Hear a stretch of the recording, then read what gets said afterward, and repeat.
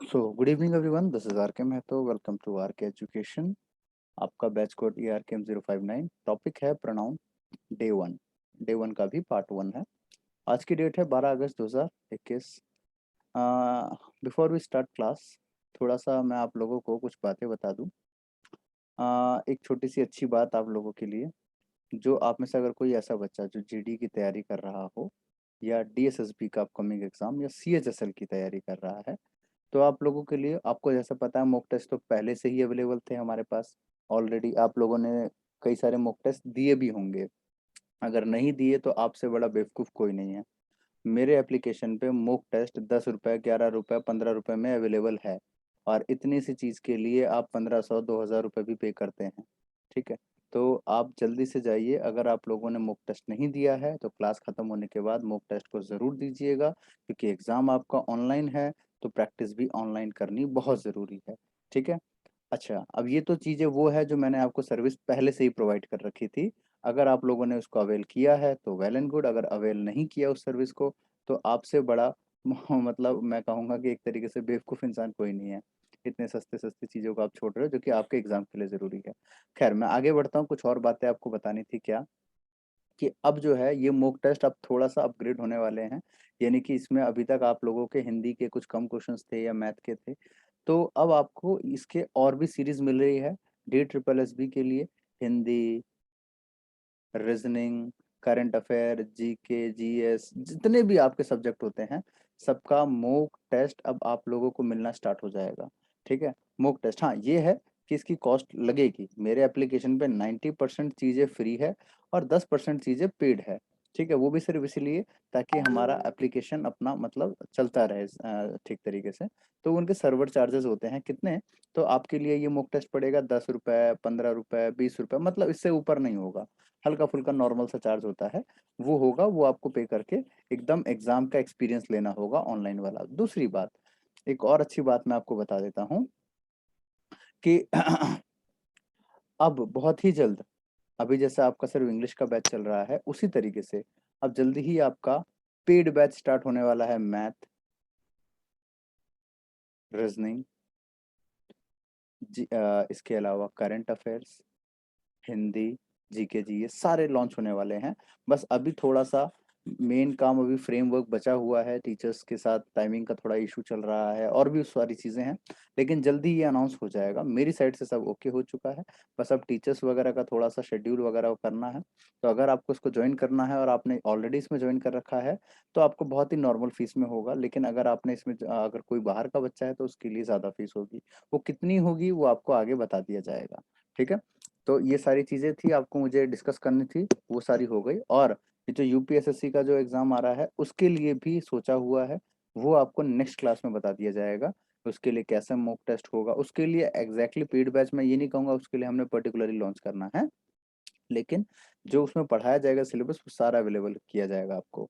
और डेली आपकी क्लास चल रही है। अगर आप में से कोई ऐसा बच्चा जो हिंदी की क्लासेस नहीं अटेंड कर रहा है, DSSB का बच्चा है, तो भाई बहुत बड़ी गलती कर रहे हो।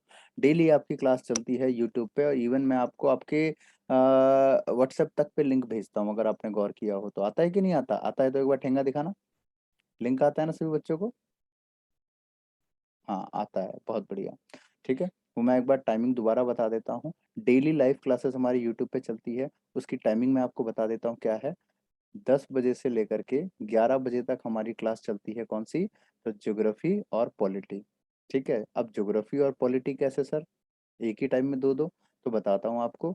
MWF में ज्योग्राफी चलती है, और TTS में पॉलिटी, यानी Monday, Wednesday, Friday geography, Tuesday, Thursday, Saturday polity, इस तरीके से। उसके बाद 11 बजे से लेकर के 12 बजे तक ये आपकी क्लास चलती है मैथमेटिक्स की। ये डेली की चलती है। हाँ, बीच में भी रुकी हुई थी दो एक दिन से, क्योंकि सर का कुछ एग्जाम वगैरह था, इसलिए।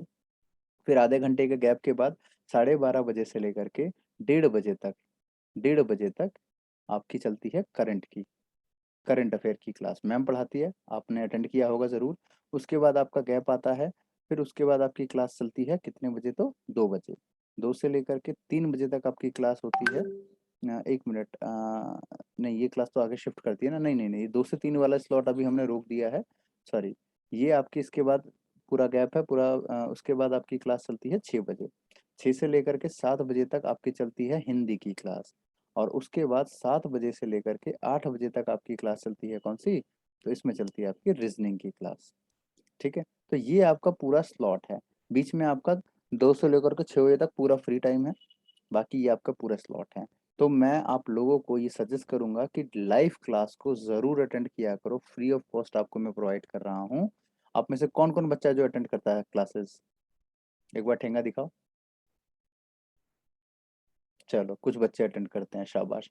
जो अटेंड नहीं करता बेटा, अगर आप लोगों ने उसको अटेंड नहीं किया आगे से, अब मुझे ऐसा लगा कि भाई मैं आप पे पैसा फूक रहा हूँ, वेस्ट कर रहा हूँ, तो बेटा मैं आगे की क्लासेस रोक दूंगा। फिर मैं कोई भी सब्जेक्ट की क्लास नहीं नहीं आगे कंटिन्यू करवाऊंगा, क्योंकि मेरे को उनको पे करना पड़ता है। मैं आप लोगों के लिए उनको पे कर रहा हूँ। ऐसा नहीं कि वो फ्री में पढ़ा रहे सारे टीचर्स, मैं उनको पे करता हूँ आप लोगों के लिए, ताकि आप लोगों को इंग्लिश का ही नहीं बाकी सब्जेक्ट का भी नॉलेज मिले। लेकिन अगर आप लोग ऐसे क्लासे करेंगे कि क्लास अटेंड नहीं कर रहे हैं और आप लोगों के लिए मैंने शुरू करवाया है, तो बेटा मैं आगे से क्लास ऑफ करवा दूंगा सारी। ठीक है, चलो हाँ, बस ये डेजी है जो सारी क्लासेस अटेंड करती है। चलिए शुरू करते हैं फिर क्लास को। यहाँ से टॉपिक है हमारा प्रोनाउन का। अब प्रोनाउन का हमारा डे 1 चल रहा है। डे 1 का पार्ट 1 चल रहा है। शुरू करते हैं। देखो, जैसे कि आप सबको पता है कि प्रोनाउन की डेफिनेशन आप सबने बहुत बार पढ़ी होगी। नाउन प्रोनाउन जो होता है वो नाउन की जगह यूज किया जाता है ना? इतनी बात तो कोई बात नहीं बेटा, कोई बात नहीं। हाँ हाँ, मुझे मालूम है आप अटेंड करते हो, बिल्कुल बिल्कुल डेजी। बस मैथ का नहीं करा आपने, बाकी सब करते हो, ठीक है। बस मैं बाकी बच्चों को कह रहा हूँ, आज तक जो हुआ हुआ, लेकिन कल से जरूर अटेंड करना। अगर उस टाइम लाइव क्लास को नहीं देख पाए तो बाद में जरूर देखना। बाद में देख लिया करो, लेकिन देखा जरूर करो, कमेंट जरूर करो बेटा। आप में से सब बच्चों के मुझे कमेंट देखने चाहिए हर वीडियो पे, चाहे अच्छा चाहे बुरा, वट एवर जो आपको ठीक लगे, लेकिन कमेंट जरूर करना, वरना टांग तोड़ दूंगा। कमेंट नहीं करते हो। ऑफलाइन भले ही ऑफलाइन में देखो, लेकिन कमेंट कर दिया करो। चलो शुरू कर रहे हैं।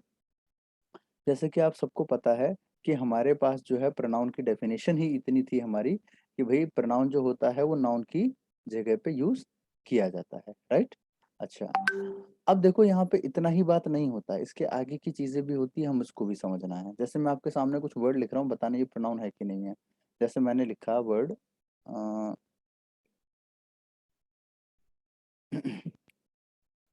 Him, that, where, whom। एक बार लिख के बताना इनमें से कौन कौन सा प्रोनाउन है। योर, इट्स,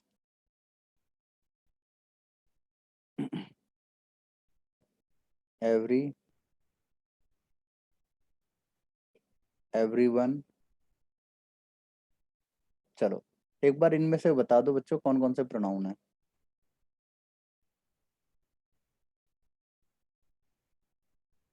अच्छा, दैट और योर, ओके। बाकी बच्चे भी लिखो, बाकी बच्चे भी लिख के बताओ। अच्छा, लिखने में अगर दिक्कत है तो चलो मैं 1 मिनट आपका ये ऑन कर देता हूँ। हाँ, आप बोल करके भी बता सकते हो। ये देखो आ गया आ गया। चलो शाबाश बेटे, बहुत बढ़िया, देते रहो गलत गलत आंसर, शाबाश। चलो वैसे बोल के ही बता दो, लेकिन मछली बाजार नहीं बनाना। चलो शुरू हो जाओ। सर हिम है, हुम है, एवरीवन, सब प्रोनाउन है ये। है अब सर बाकी ये दैट है। सब नहीं। और एवरीवन है। सर ओके, दैट है। आपके हिसाब से दैट है। एवरी को छोड़ के सर सारे मैंने हैं। उल्टा बताया सर, हिम हुम एवरीवन को छोड़कर बाकी सब प्रोनाउन है। अच्छा, हिम हुम और एवरीवन को छोड़ सर के बाकी सब pronoun. Yes sir sir. Him है प्रोनाउन। क्या बात अकॉर्डिंग टू मी एवरी को छोड़ के सारे हैं। है। ओके, अनमोल आप बताओ अब। मैं तो बता रही हूँ एवरी को छोड़ के सारे हैं। एवरी को छोड़ करके सारे नहीं प्रोनाउन। सर, हिम हिम हुम एवरी और एवरीवन को एवरीवन। छोड़ के। बस बस बस, अब तुम हिम सर भी है, हिम और इन सबको इट्स। छोड़ के अब प्रोनाउन। तुम लोगों ने बना दिया मच्छी बाजार। अब सुनो मैं बताता हूँ, कहीं पे इसको छाप लेना, बाद में देखो जब टॉपिक खत्म होगा तो मालूम पड़ेगा कि ऐसा क्यों था। सुनो ध्यान से। देखो, हिम प्रोनाउन होता है, दैट प्रोनाउन होता है, होम प्रोनाउन है यहाँ पे, एवरीवन प्रोनाउन है, बस। बाकी कोई प्रोनाउन नहीं है, ठीक है। अब आप लोग सोचेंगे सर वेयर क्यों नहीं है, योर क्यों नहीं है, सर इट्स तो कम से कम रखने दो, इट्स को भी प्रोनाउन से बाहर कर दिया, वाओ, है ना, व्हाट अ जोक, ऐसे कैसे हो सकता है, राइट।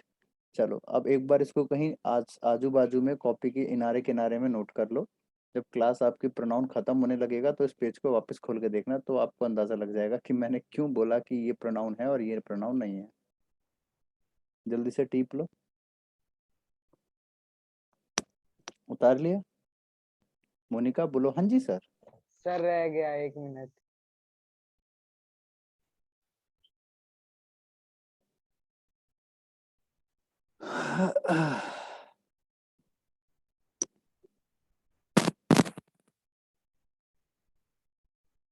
हो गया। चलो, वो सर मैंने गलती से लिख दिया और डिलीट भी नहीं हुआ, अच्छा बेटे शाबाश, मतलब आंसर दे दिया, गलत निकला तो गलती से लिख दिया, बहुत बढ़िया। आगे चलते हैं। देखो बच्चों, तो आप लोगों के वट जो भी आंसर आप लोगों ने किया था, मैंने तो पढ़ा भी नहीं पूरा ठीक से क्या क्या लिखा था आपने। देखो हिम दैट हुम और एवरीवन ये प्रोनाउन है, बाकी वेयर प्रोनाउन नहीं है, योर प्रोनाउन नहीं है, इट्स नहीं है, और एवरी ये वाला वर्ड प्रोनाउन नहीं होता। अब यहाँ पे ये जो योर और इट्स है ना, ये बड़ा दर्द दे रहे होंगे आपको कि सर ये कंफ्यूजन हो गया थोड़ा सा कि ये क्यों नहीं है, इट्स तो कम से कम होना चाहिए था, और आप कह रहे हैं इट्स प्रोनाउन नहीं होता, कैसे, हम नहीं मानते। चलिए शुरू करते हैं फिर। तो प्रोनाउन को बिगिनिंग से अगर हम समझें, देखो, अरे कहाँ गया, लिखो, इसके टोटल काइंड्स क्या होते हैं, कितने होते हैं। आप जो बच्चे पहले से पढ़े हुए हैं वो बेटा शांत रहना, वरना गोली मार दूंगा। हाँ आप सुनो और बताओ, जो बच्चे नहीं पढ़े हैं उनसे सवाल है, जो बच्चे मेरे से नहीं पढ़े हुए हैं, टोटल कितने काइंड्स होते हैं प्रोनाउन के। सर 8। क्या बात है, भैरव आर्य का आंसर आ गया 8। और कोई,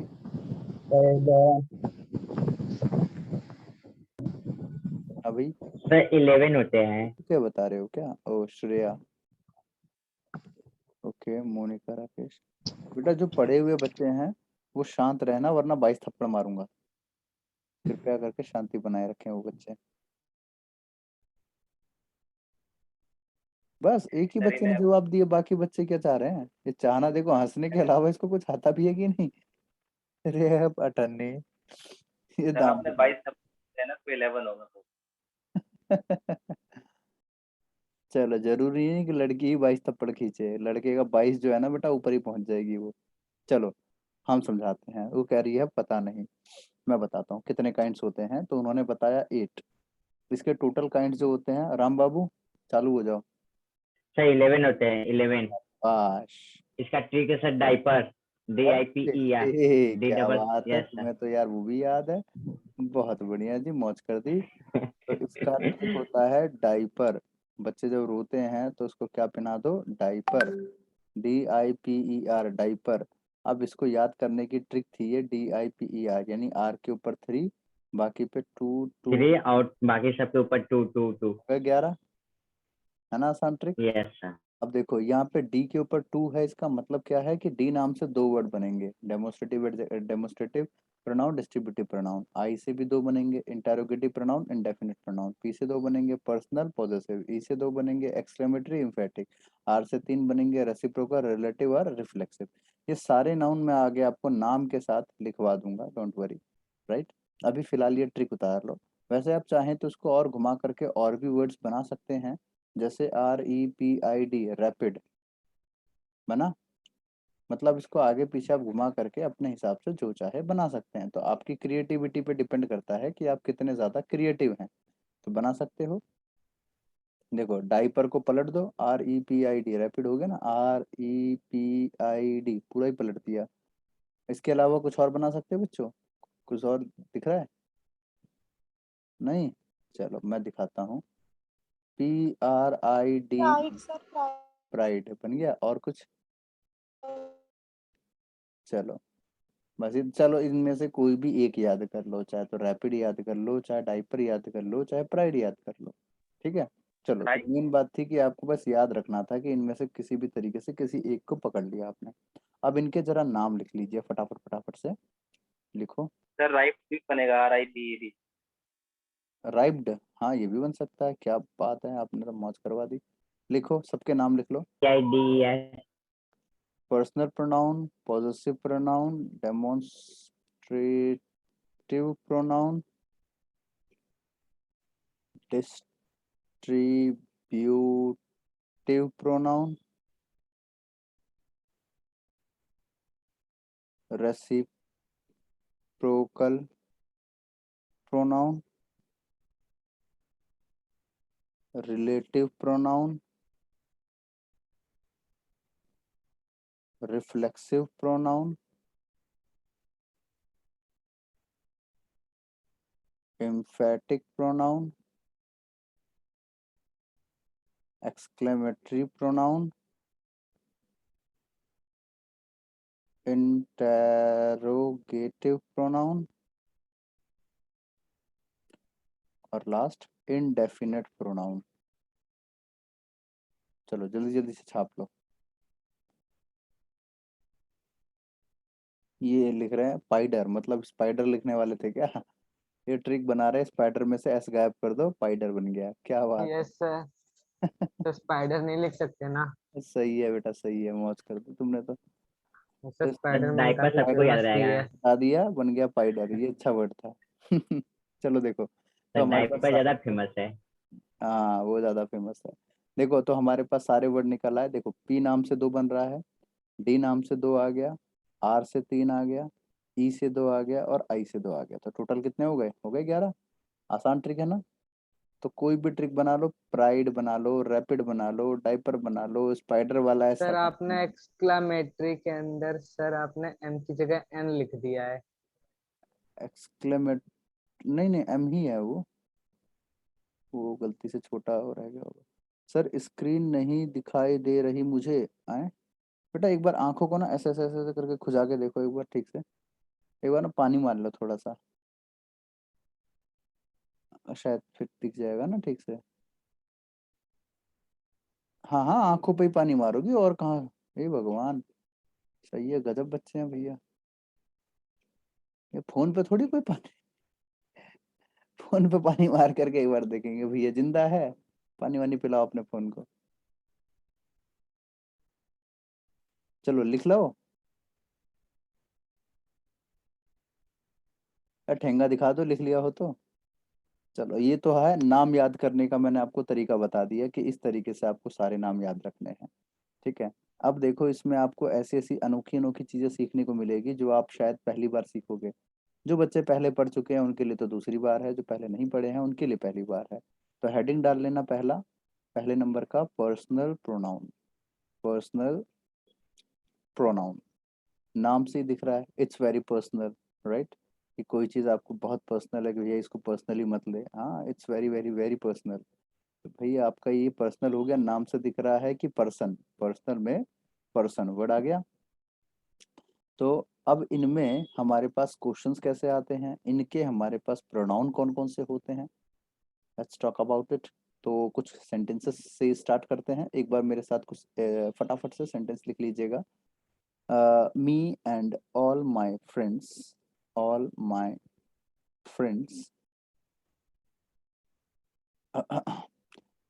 decided to visit Agra। अगला, आप कुछ भी नाम लिख सकते हैं, जरूरी नहीं कि आगरा ही लिखें। अगला, it is me who is waiting outside, who is waiting outside। Next, it is me who is waiting outside। Next लिखो, good students like you and he should always come on time। Next, as a teacher of physics, Alok teaches better than her। चलो फटाफट से लिख लो, इसको note कर लो।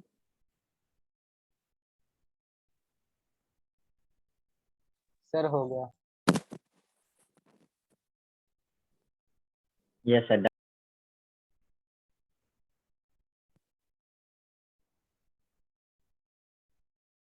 बाकी बच्चों को भी लिख लेने दो भाई। जी सर।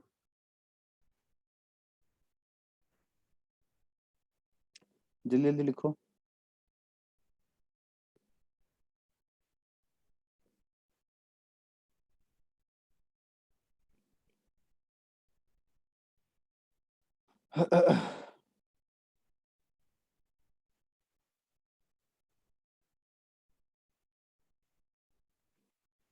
हो गया ना, स्टार्ट करते हैं।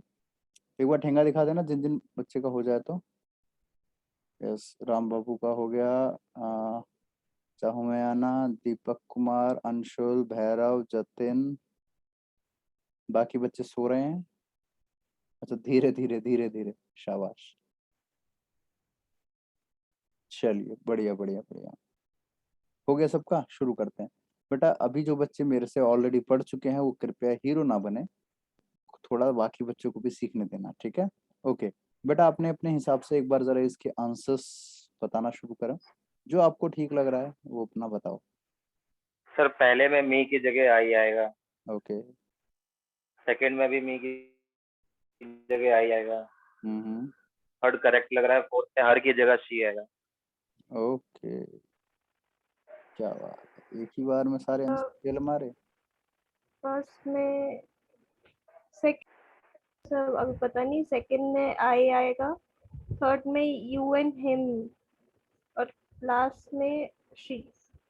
चलो, हो गई सबकी कोशिश। ये इतनी दर्द भरी आवाज में कौन था भैया, समझ नहीं आया, मगर जिसने भी बोला ठीक ठाक आंसर तक पहुंच ही रहा है। बाकी इतनी दर्द भरी आवाज में लग रहा है कोई जबरदस्ती झापड़ मार के बिठाया, पढ़ बेटे पढ़, कैसे नहीं पढ़ेगी, पढ़। चलो, अब ये पर्सनल प्रोनाउन जो होते हैं बेटा, ये दो तरीके के होते हैं, समझिएगा गौर से। जो पर्सनल प्रोनाउन होते हैं, पर्सनल प्रोनाउन ये दो प्रकार के होते हैं, लिखना साथ में मेरे। एक होता है जिसको हम बोलते हैं सब्जेक्टिव केस, यानी कि सब्जेक्टिव यूज। और दूसरा होता है ऑब्जेक्टिव केस, बोले तो ऑब्जेक्टिव यूज। ठीक है? सब्जेक्टिव केस वही जो आपने बचपन से सीखा है, जो सब्जेक्ट की तरह यूज किया जाता है। I, we, you, they, he, she and it.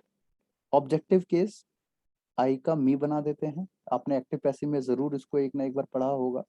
आई का मी, वी का अस, यू का यू ही रहता है, दे का देम, ही का हिम, शी का हर, और इट का क्या होगा बच्चों? Sir it's. इट होगा बेटे, बहुत बढ़िया। बिल्कुल गलत है, इट का इट ही रहेगा, याद रखो। इट्स तो होता इट ही ही नहीं बोला था सर। प्रोनाउन। ठीक है, अनमोल ने बोला था इट्स, तो ध्यान रखना बेटा अनमोल, इट्स नहीं होता, इट का इट ही रहता है। राइट, ध्यान रहेगा, बोलो यस। आगे। सर जब मैं सही आंसर देती हूँ ना, तब आप मेरी मरीज आवाज बताते हो। जब मैं गलत आंसर देती हूँ तब आपको पूरा पता चलता है कि मैं हूँ। मैं सर तो वो मैंने आंसर दिया था।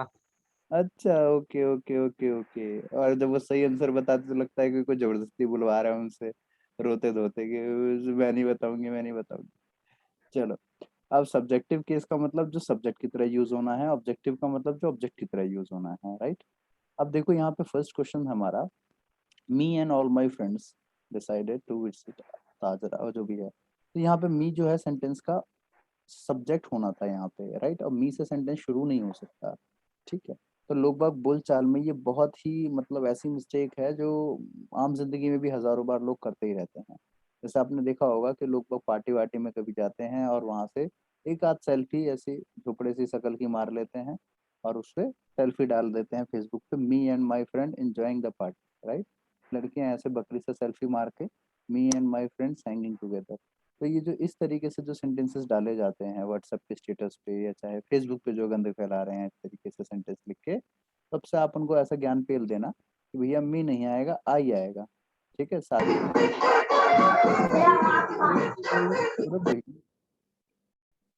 क्या हो रहा है ये मोनिका जी, कमाल हो, आप भी बड़ी हैवी ड्राइवर हो। म्यूट या तो पहले पीछे देख लिया करो कि बच्चों ने गाना वाना तो नहीं चला रखा है। हद है कि मैं तो सोच रहा so sorry sir, so sorry. तो बंद कर लो ये भी पीछे ये टू टू टू टू कुछ और भी सुन। सर वो बच्चे ABCD मूवी देख रहे हैं। अब म्यूट ही रखो, तुम म्यूट ही रखो। ठीक है, एक पल को तो कुछ और ही इमेजिनेशन हो गई थी, चलो जाने दो, क्या ही कहें। अब अगले क्वेश्चन की तरफ बढ़ते हैं। अब इट इज मी, लोग वागा से यूज करते हैं, इट्स मी, राइट। इस प्रकार से देखा होगा, सुना होगा ऐसा। जैसे मान लीजिए कि लाइट जा चुकी है और आपको कोई बाहर से आवाज दे रहा है, ओए गेट खोलियो, तो आप कहते हैं भैया कौन, है ना। तो कौन बोल रहे हैं, हम बोल रहे हैं, कौन बोल रहे हैं, हम बोल रहे हैं ना। हेलो कौन, हम बोल रहे हैं। तो वो क्या बोलते हैं, इट्स मी बोलते कि इट्स आई बोलते हैं। आप सर मोनिका मत इट्स मी बोलना, आप बोलते हैं। मोनिका मत बोलना, आपके पीछे से फिर वो टू टू सर टू। वो मी बोलते हैं। बोलते मी है बट होता आई है सर। चलो देखो, मैं बताता हूँ, ये जो पीछे से जो आवाज आती है ना उस वजह से ज्यादा दिक्कत होती है। पीछे तो देखो, देखो पहले तो आप लोगों से मेरा सवाल ये है कि ये इट वाला वर्ड बता दो क्या है, सब्जेक्टिव है कि ऑब्जेक्टिव है, क्या है जो आपको ठीक लगे श्रद्धा अनुसार। सर यहाँ पे सब्जेक्टिव है इस वाला, क्या है अनमोल, सब्जेक्टिव। बहुत बढ़िया बहुत बढ़िया। ये शायद ऑब्जेक्टिव बोल रही है कुछ बच्चियां। चलो सर आपकी मैंने कुछ बोला भी नहीं है, आपकी शांतुम। ये देखो, मैंने तो आपका नाम ही नहीं बोला, मैंने तो कहा कुछ बच्चियां। ये लो, I am not a girl, I am a woman, I am a lady. भूल गए वो डायलॉग। चलो, प्रियदर्शनी वाला।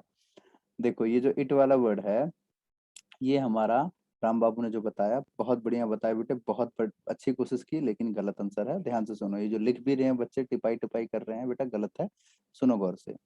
अब ऐसी चीज सीखो जो शायद आज पहली बार सीखोगे आप। आपने बचपन में काउ पे ऐसे लिखा होगा, तो cow is a domestic animal. उसके बाद अगला डायलॉग ऐसे मारते हैं कि it has 4 legs, right. It has 4 legs, it gives us milk, it has a long tail, ऐसे करके बहुत बार आपने देखा होगा। तो अभी हम फिलहाल लिख लेते हैं इट हैज 4 legs, राइट। अच्छा, और एक एग्जांपल और ले लेते हैं। देखो, it is said that Anmol is the most beautiful girl in Delhi. ठीक है, चलिए। अब दोनों में इट लिखा है, पढ़ के बताइए जरा दोनों कौन से हैं। दोनों ही सब्जेक्टिव है क्या? जी नहीं, ध्यान से सुने।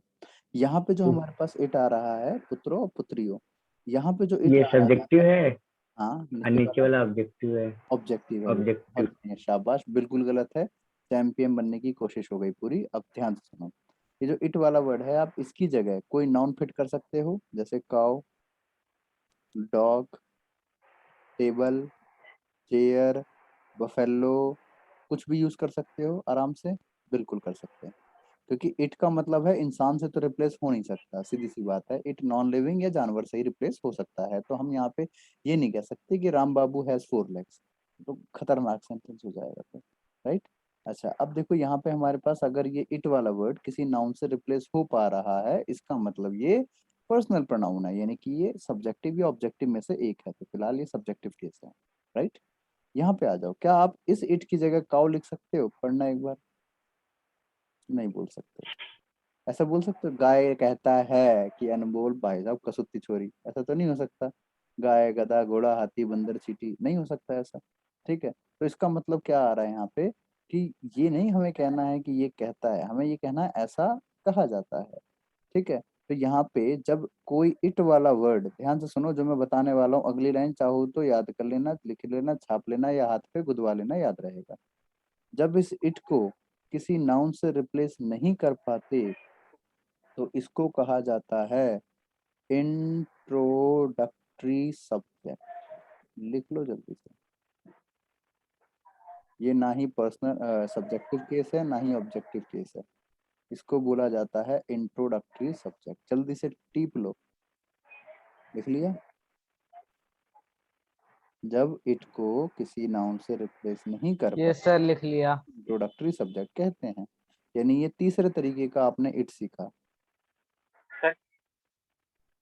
ये वाला इट वैसा है क्या जैसे सब्जेक्ट सेंटेंस में कोई सब्जेक्ट ना हो तो सब्जेक्ट बनाने के लिए इट किया जाता वही है। वही एग्जैक्टली उसकी मीनिंग वही है ना, इंट्रोडक्टरी सब्जेक्ट, यानी सब्जेक्ट का इंट्रोडक्शन देने के लिए। हाँ जैसे डन, ओके। अब Right. देखो यहाँ पे हमको ये चीज अब सीखनी होगी कि अब एक छोटा सा नियम यहाँ आया आपके सामने उड़ता हुआ कि जब हमारे पास इंट्रोडक्टरी सब्जेक्ट कहीं लिखा हो और इसके बाद कोई भी प्रोनाउन आ जाता है तो ऑलवेज रिमेम्बर कि ये प्रोनाउन हमेशा कैसा होना चाहिए, सब्जेक्टिव केस होना चाहिए। जैसे कि एग्जांपल मैं आपको दिखाता हूँ, it is me who is happy. ठीक है, अभी देखो आप लोग कहोगे सर सेंटेंस सुनने में इतना बेकार लग रहा है, जी कर रहा उल्टी कर दे सेंटेंस पे, लेकिन अभी उसके बाद पच जाएगा। देखो इंट्रोडक्टरी सब्जेक्ट के बाद प्रोनाउन हमेशा सब्जेक्टिव आना चाहिए, तो इट आया हमारा इंट्रोडक्टरी सब्जेक्ट, इसके बाद प्रोनाउन चाहिए आई। आ गया। आई हु एम सुनने में हैप्पी। सुनने में ये थोड़ा सा अजीब लगेगा, it is I who is happy, लेकिन अभी इसको हम और बेकार बनाते हैं सुनने में। अभी तो फिर भी ठीक है, अभी इसको और बेकार बनाते हैं। देखो इसके बाद अगर कोई हमारे पास वर्ब आएगा तो वो आएगा किसके अकॉर्डिंग, तो इसके अकॉर्डिंग, यानी according to subjective subjective case case. समझे आई मेरी एम हैप्पी एम। बात? हाँ, तो आई के साथ हु एम हैप्पी हम आएगा, एम हो जाएगा यहाँ पे। तो it is I who am happy, ऐसा सेंटेंस होना चाहिए। अब प्लीज मेरे को कोई ना कोसे, माँ कसम मैंने ये रूल नहीं बनाए हैं। कभी आप मेरे को ही बोलना शुरू कर दोगे सर जी क्या सिखा रहे हो, ये तो कुछ समझ ही नहीं आ रहा, सब ऊपर से जा रहा है, ये तो अजीब ही लग रहा है ना। वो भाई साहब लड़कियां कोसती बहुत है मन मन में। सर ये सेंटेंस तो कभी नहीं सुना।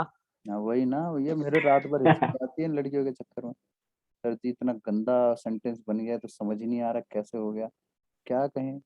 इंग्लिश ऐसी ही है, अभी तो शुरुआत है, अभी तो देखो आगे और कितने खतरनाक खतरनाक लाइन है। उतार लो पहले जल्दी जल्दी। उतार लिया, एक बार ठेंगा दिखा देना उतार लिया हो तो। चलो, कंचना, चाहुमयाना, श्रेयस, अनमोल, राम बाबू, डेजी, अंशुल, अरे नीचे वाले बच्चों, सलोनी, निधि, संगी, राहुल, सोनू सोनू सोनू सोनू सोनू सोनू कौन है भैया? सोनू सर मैं स्क्रीनशॉट मार रही हूँ, मैं कुछ देर पहले ही हॉस्पिटल आई हूँ। हैं? अरे क्या हुई? हाँ जी सर। नहीं सर एक्चुअली अभी थोड़ी कहानी में ट्विस्ट है, मतलब एकदम से कुछ हुआ है सर, तो आना पड़ा। तो चाचा जी की तबीयत बहुत खराब हो गई थी, तो उस चक्कर कोई बात नहीं, कोई अभी बात नहीं। देखो हॉस्पिटल अगर में। ज़्यादा अर्जेंट है तो कोई बात नहीं, आप क्लास ड्रॉप भी कर सकते हो, मैं आपको बाद में बैकअप दे दूंगा फिर फोकट में, डोंट वरी, मैं आपको कोई वो नहीं। नहीं नहीं सर, अभी तो उनको लेके गए, तो मैं ऊपर बैठी हूँ, रूम में ही बैठी हूँ, तो अच्छा अच्छा, फिर बाद कोई में। बात नहीं, कोई बात नहीं, जल्दी ठीक है ठीक हो सर। जाएंगे, चिंता मत करो। चलिए आगे ठीक है बढ़ते सर। हैं। तो इट इज मी की जगह आई कर दिया, हु इज की जगह हु एम कर दिया। ठीक है, सुनने में थोड़ा अटपटा चटपटा लगेगा but now it is correct. बता ही लिया होगा आपने, मैं आगे बढ़ता हूँ। तो ये क्वेश्चन आपके सामने था, it is me who is waiting outside. तो सेंटेंस हुआ it is I who am waiting outside. अब आप लोग सोचेंगे कि सर ये तो सुनने में ही इतना अटपटा लग रहा है, आज तक सुना नहीं। तो मैं आपको बता दूं बेटा, ऐसे सेंटेंसेस को अगर आप क्रॉस चेक करना है कि सही है या गलत है, तो ऐसे करो कि यहाँ पे आप इट इज यानी कि जो इंट्रोडक्टरी सब्जेक्ट है, यहाँ से लेकर के यहाँ मिटा दो और यहाँ से हु गायब कर दो। पढ़ना है ना, आई एम हैप्पी, हुआ ना, बस हो गया, आसान है। यानी इस तरीके से आप इसको कर सकते हो। ठीक है, क्लियर हो गया एवरीबॉडी, बोलो यस। अब इसके बाद एक सिली सा डाउट है हाँ बोलो। सर, ऐसे भी तो इट इज एक्स वाई जी कुछ भी हो सकता था, हु इज हैप्पी, ऐसा नहीं हो सकता? सॉरी क्या? अगर हम जल्दी बोलो, एक सर मिनट बचा है, जल्दी बोलो। अब ये बोलेगी नहीं। सर कुछ नहीं आ गया समझ सर। यार कमाल हो यार, मतलब तुम में कभी कभी लगता है प्रियदर्शनी आ गई, मतलब आधा खोपड़िया सर का है। बुरा, सर प्लीज बुरा बुरा बोल लो उसको उससे कंपेयर मत करो। कह रही सर चाहे कुछ बोल लो, उससे कंपेयर मत करो। वाह भाई वाह, ये गजब था भैया। मतलब कुछ भी बोलूं लेकिन उससे कंपेयर नहीं करना है। देख रहे हो लड़कियां भी कितना डर रही है दूसरी लड़की से। चलो अब इसके आगे के जो क्वेश्चन है वो नेक्स्ट पार्ट में डिस्कस करते हैं। 2 मिनट वेट कीजिए अब, ये अगले क्वेश्चन हैं, इसको अभी हम डिस्कस करते हैं, ठीक है। चलिए।